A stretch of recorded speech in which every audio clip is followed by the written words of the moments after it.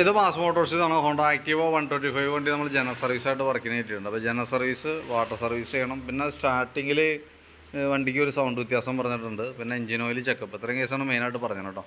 അപ്പോൾ നമ്മൾ വണ്ടി ഓടിച്ച് നോക്കി വർക്കിന് കയറ്റി ബാക്ക് ബ്രേക്കിൻ്റെ ഭാഗമൊക്കെ ചെക്ക് ചെയ്യാനൊക്കെ അയച്ചിട്ടുണ്ട്. ബ്രേക്ക് ലൈനറൊക്കെ കമ്പനി ലൈനർ കിടക്കണേ, ഹോണ്ടയുടെ ഒറിജിനൽ ലൈനറാണ്. നമുക്കൊന്ന് ക്ലീൻ ചെയ്ത് റീസെറ്റ് ചെയ്താൽ മതി.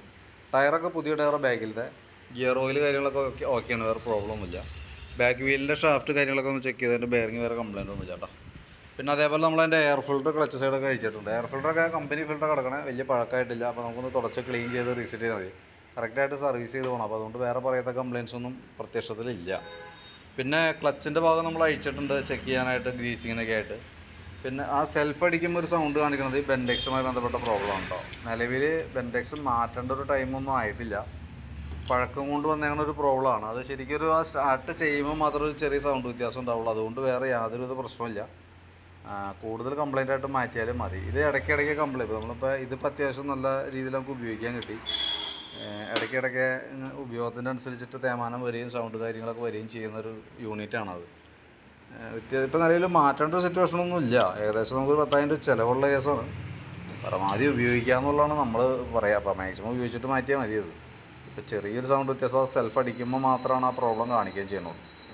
പിന്നെ അതിൻ്റെ ബെൽറ്റൊക്കെ നോക്കി, ബെൽറ്റ് പുതിയ ബെൽറ്റാണ്, കമ്പനി ബെൽറ്റ് കിടക്കണേ. Variator body, boss drive, clutch യൂണിറ്റൊക്കെ ഓക്കെയാണ്, വേറെ പ്രോബ്ലമൊന്നുമില്ല. എഞ്ചിൻ ഹെഡിൻ്റെ ഭാഗത്തായാലും വേറെ പറയത്തക്ക ലീക്കേജ് കാര്യങ്ങളൊന്നും ഇല്ല കേട്ടോ, ഓക്കെ ആയിട്ടാണ് നിൽക്കുന്നത്.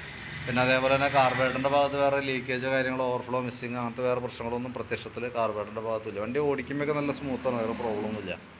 പിന്നെ ഫ്രണ്ടിലേക്ക് വരുമ്പോൾ ബ്രേക്ക് പാഡൊക്കെ ഒന്ന് അഴിച്ച് ക്ലീൻ ചെയ്ത് തരുന്നുണ്ട്. ബ്രാക്കറ്റ് ചെറിയൊരു ടൈറ്റ് ആയിട്ടുണ്ട്, അപ്പോൾ അതൊന്ന് അഴിച്ച് ഗ്രീസ് ചെയ്തിടാം. ഫ്രണ്ട് വീലിൻ്റെ ബെയറിങ്ങൊക്കെ ചെക്ക് ചെയ്ത് വേറെ കംപ്ലയിൻ്റ് ഒന്നുമില്ല കേട്ടോ. ടയറൊക്കെ നല്ല ടയറാണ്. ബാറ്ററി 2024 ബാറ്ററിയാണ്, ആംറോണിൻ്റെ ബാറ്ററിയാണ് വണ്ടി മേടിക്കണേ. എൻ്റെ വോൾട്ടൊക്കെ ആയാലും 13 വോൾട്ട് വരെ കാണിക്കുന്നുണ്ട്. ലോഡ് കൊടുക്കുമ്പോഴായാലും ബാക്ക് സപ്പോർട്ട് കിട്ടുന്നുണ്ട്, വേറെ പ്രോബ്ലം ഒന്നുമില്ല. പിന്നെ സ്പാർക്ക് പ്ലഗൊക്കെ ഒന്ന് അഴിച്ച് ക്ലീൻ ചെയ്തിടുന്നുണ്ട്. സെക്കൻഡറി ഫിൽറ്റർ ഒന്ന് അഴിച്ച് ക്ലീൻ ചെയ്യുന്നുണ്ട്. എഞ്ചിൻ ഓയിൽ ചെക്ക് ചെയ്തു, നല്ല ഓയിലാണ് കേട്ടോ, മാറ്റേണ്ട ഒരു ടൈമൊന്നും ആയിട്ടില്ല. പിന്നെ വാട്ടർ സർവീസാണ്. അപ്പോൾ മെയിനായിട്ട് വേറെ മേജറായിട്ടുള്ള കംപ്ലൈൻ്റ് ഒന്നുമില്ല, റെഗുലർ സർവീസാണ്. അപ്പോൾ അതിൻ്റെ ഒരു എസ്റ്റിമേറ്റ് ഞാൻ വാട്സാപ്പിലേക്ക് ഇട്ടേക്കാം. ആ വർക്ക് കംപ്ലീറ്റ് ആയിക്കുമ്പോൾ കോൺടാക്ട് ചെയ്യാം കേട്ടോ. എന്തായാലും ഒരു 5:30-6 മണിയൊക്കെ ആവട്ടോ തീരുമ്പോഴത്തേക്കും. കംപ്ലീറ്റ് ആയിക്കുമ്പോൾ കോൺടാക്ട് ചെയ്തോ.